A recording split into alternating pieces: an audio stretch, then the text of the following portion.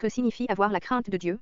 Pour un incroyant, la crainte de Dieu est la crainte du jugement de Dieu et de la mort éternelle, qui est une séparation éternelle avec lui. Luc 12.5. Savez-vous qui vous devez craindre? Je vais vous le dire, c'est celui qui, après la mort, a le pouvoir de vous jeter en enfer.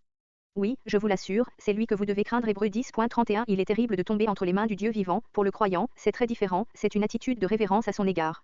Hébreux 12.28. Le royaume que nous recevons est inébranlable, soyons donc reconnaissants et servons Dieu d'une manière qui lui soit agréable, avec crainte et profond respect. Le décrit très bien, c'est pourquoi, puisque nous recevons un royaume inébranlable, attachons-nous à la grâce qui nous permet de rendre à Dieu un culte qui lui soit agréable, avec respect et avec piété. Notre Dieu est en effet un feu dévorant. Ce respect et cette piété correspondent exactement à la crainte des chrétiens envers Dieu. C'est un facteur qui nous motive à nous donner entièrement au Créateur l'univers.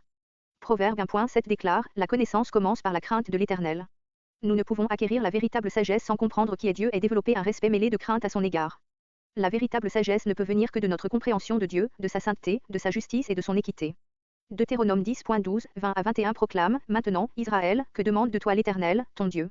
N'est-ce pas que tu craignes l'Éternel, ton Dieu, afin de marcher dans toutes ses voies, que tu aimes et serves l'Éternel, ton Dieu, de tout ton cœur et de toute ton âme, c'est l'Éternel, ton Dieu, que tu craindras, c'est lui que tu serviras, c'est à lui que tu t'attacheras et c'est par son nom que tu prêteras serment.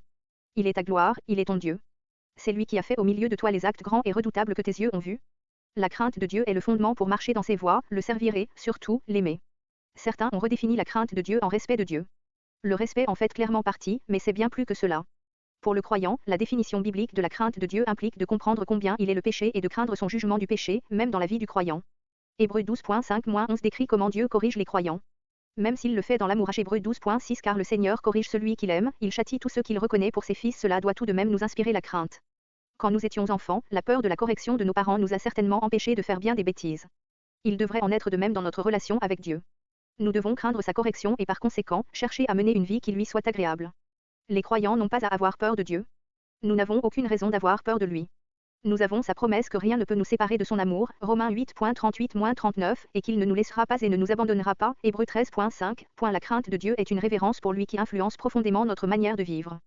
Craindre Dieu, c'est le respecter, lui obéir, nous soumettre à sa discipline et l'adorer avec piété.